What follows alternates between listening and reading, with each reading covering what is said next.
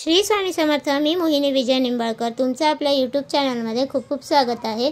आजच्या व्हिडिओमध्ये आपण बघणार आहोत 24 जुलैला आहे दर्श अमावस्या। त्या दिवशी सकाळी उठल्याबरोबर म्हणा हा 3 अक्षरी मंत्र, सर्व पितृदोष होतील समाप्त। 24 जुलै गुरुवारचा दिवस आणि या दिवशी आली आहे दर्श अमावस्या। आणि अमावस्या तिथी म्हणले की अशी तिथी जी सर्व मनोकामना पूर्ण करते।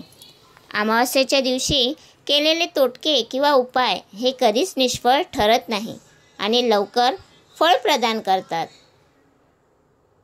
18 दारिद्र्य असेल किंवा आपल्या घरात देखील गरिबी असेल, तुम्ही कितीही कष्ट करून देखील कितीही परिश्रम केल्या आपल्या घरी जर पैसा धन येत नसेल तर हा एक उपाय नक्की करा।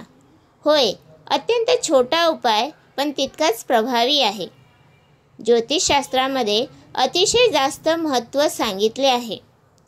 जो कोणी हा उपाय करतो त्याला धनलाभ अवश्य होतो। मात्र एकच अट आहे, ती म्हणजे हा उपाय करताना पूर्ण श्रद्धेने निष्ठेने करा। मनात कोणत्याही प्रकारची शंका असेल तर हा उपाय आपल्याला फलदायी ठरणार नाही। हा उपाय आपल्याला गुरुवारी करायचा आहे आणि त्यासाठी सर्वोत्तम वेळ आहे ती म्हणजे सकाळची। शक्यतो तुम्ही ब्राह्म मुहूर्तावर उठायचं आहे।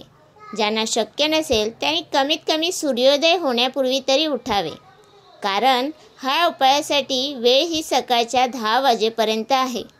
सकाळी 10च्या आधी उपाय केल्याने त्याची अत्यंत लवकर फळप्राप्ती होते।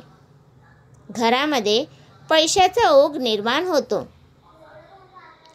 हा उपाय त्यांनी करावा ज्यांच्याकडे बुद्धिमत्ता आहे, कष्ट करतायत परंतु माता लक्ष्मीची कृपा त्यांच्यावर होत नाही आहे, ज्यांना नशीब साथ देत नाही आहे, अशा लोकांनी दुर्भाग्याचे रूपांतर सौभाग्यात करण्यासाठी हा उपाय करावा।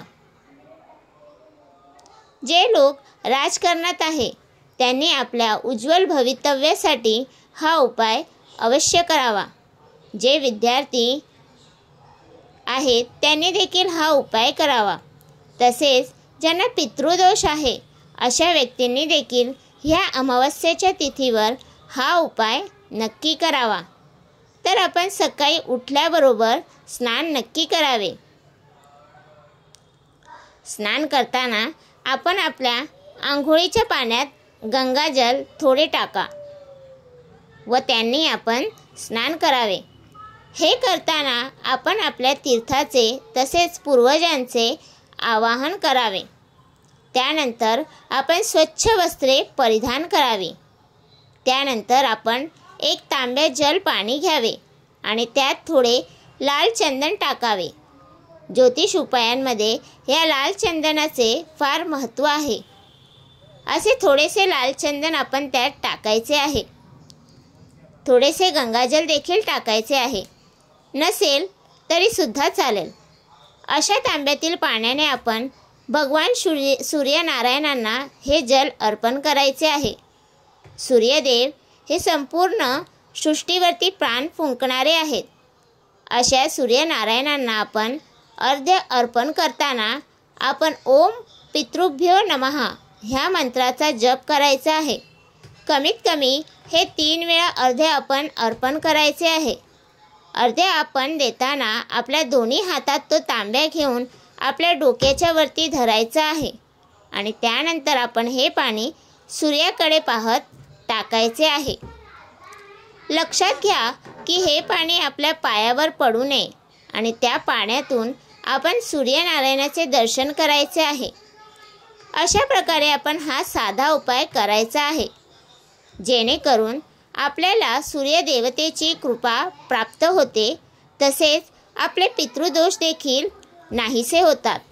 तर तुम्हाला हा माझा व्हिडिओ कसा वाटला प्लीज कमेंट करून नक्की सांगा। व्हिडिओ आवडल्यास लाईक करा, कमेंट करा आणि शेअर करायला विसरू नका। आणि तुम्ही अजूनपर्यंत आपल्या चॅनलला सबस्क्राईब केलं नसेल तर प्लीज जाऊन चॅनलला नक्की सबस्क्राईब करा, कारण आपल्या चॅनलवरती तुम्हाला माहितीपूर्वक व्हिडिओ भेटतात। आणि भेटूया उद्या एका नवीन व्हिडिओसोबत। श्री स्वामी समर्थ।